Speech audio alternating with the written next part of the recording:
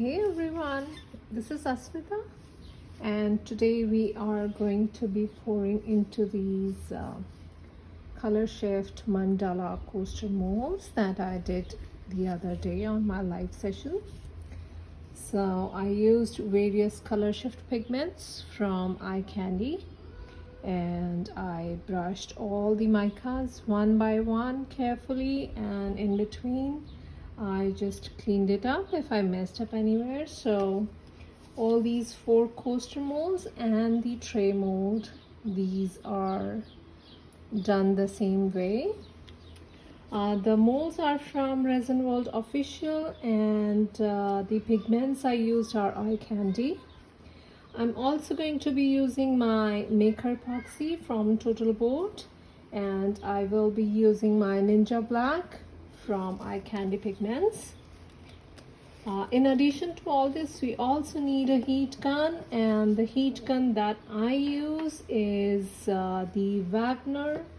Let me bring that into the camera. So this is the one that I use. This is the Farno series, and I really love the functions this one has. So I'm taking my Ninja Black. The thing with the color shift pigments is that they really pop up against what we use in the background. So we can use any light or dark colors, but I really love using my black on such lighter colors.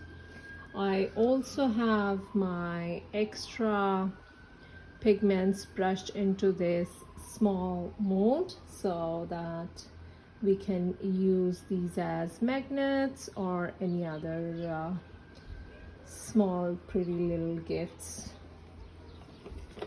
So I have 12 ounces of my mica epoxy mixed in here for about 5 minutes now, and as you can see, all the bubbles have started to rise on the top.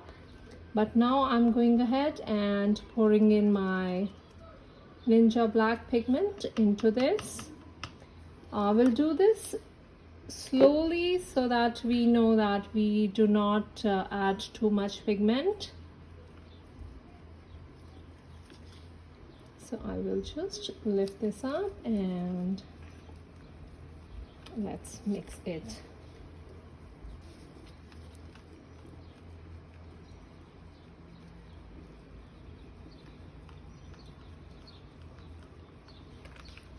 As you guys who watch me a lot over my Instagram as well as YouTube, you guys might be knowing that I usually only use Eye Candy pigments. So 90% of the times I use these pigments, but I do love working with others as well. So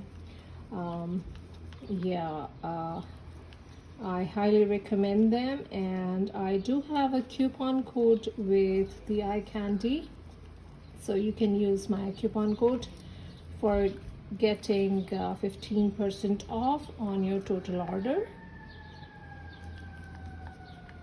So it still needs some more mixing before we can see the true color that the epoxy is having.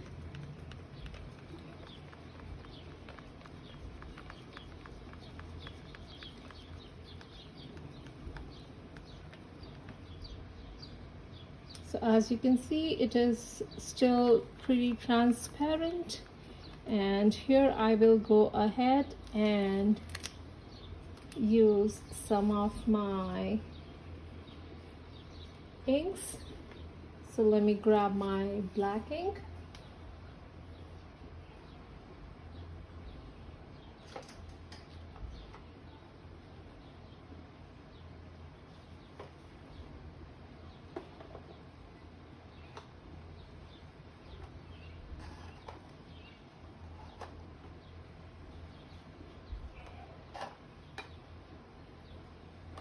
Okay, so I think I'm out of my black ink from Breweries, so I'm using my brown just so that to make this a little darker.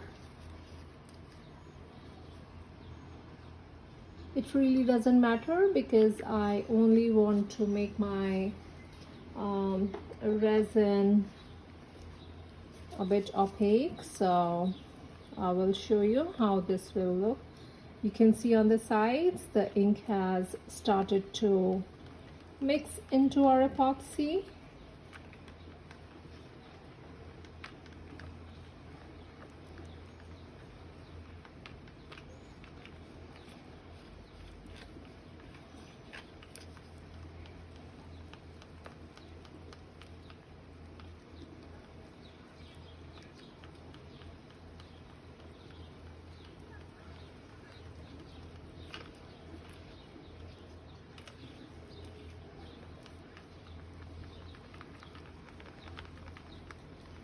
Now let's just check how transparent the epoxy is there.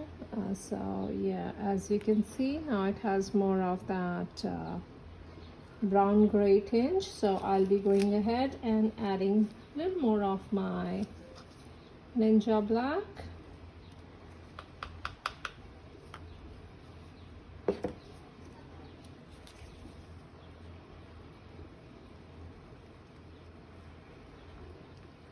Just be careful whenever you're mixing your colors into any epoxy.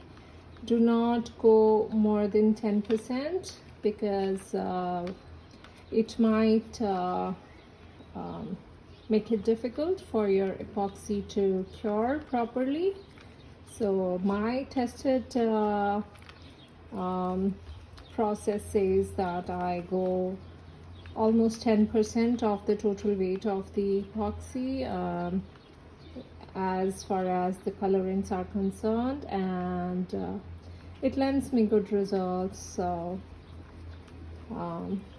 yeah, sometimes I noticed in the past that I was using another brand and I didn't even go till 10% of the weight, and my epoxy started to cure in the cup.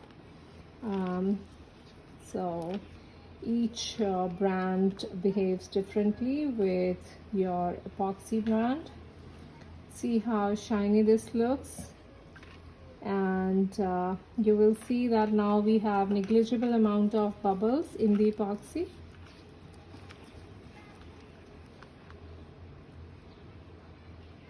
Now this looks great. You see those bubbles rising slowly. Now what I'm doing is I'm just closing my pigments and putting these aside before we go ahead and pour the epoxy.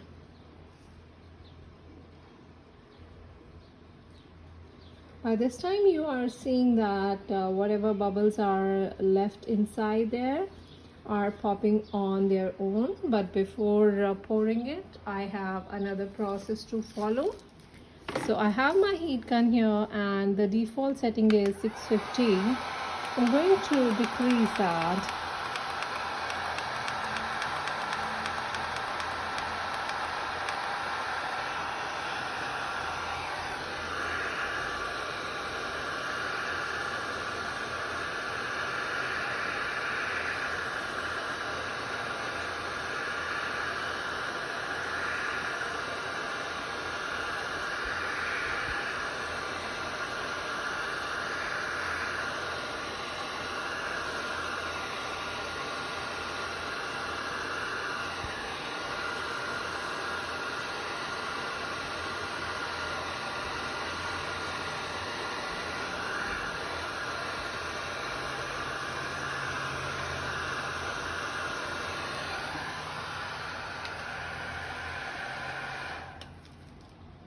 So as you guys noticed, I just went ahead with my heat gun over my mixed epoxy, and most of the bubbles which were rising to the top are now completely gone, and rest of the bubbles that will be still there, we will be popping them once we put our epoxy into the molds. So let's start pouring, guys.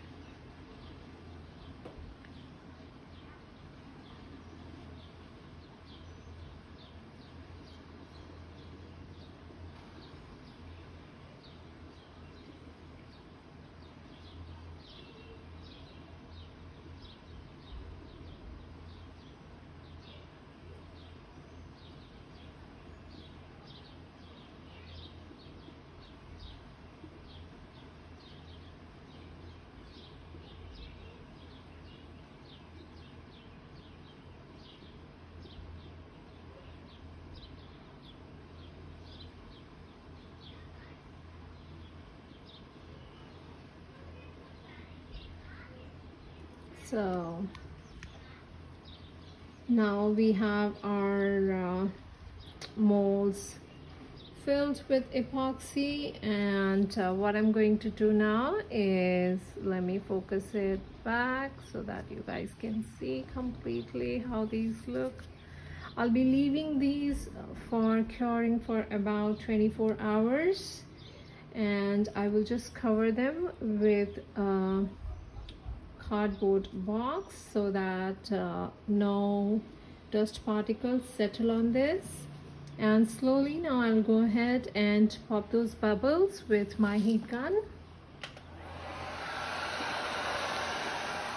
So I am on the same temperature, 400, and I'm just popping the bubbles.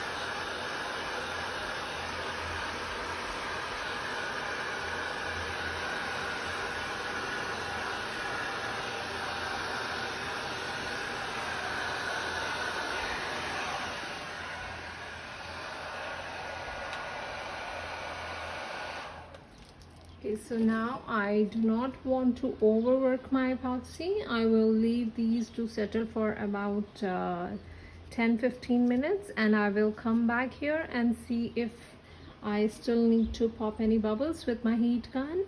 But around this time, most of the bubbles will just rise up to the top and they will start popping on their own. But to make sure, I will just go ahead once more after 10-15 minutes, and then I'll leave these to cure. I hope this tutorial was helpful for you guys, and stay tuned tomorrow for my unmolding on my Instagram as well as YouTube. All the links are in the description and in my bio. Thank you so much for watching, guys. Have a great day. Bye bye.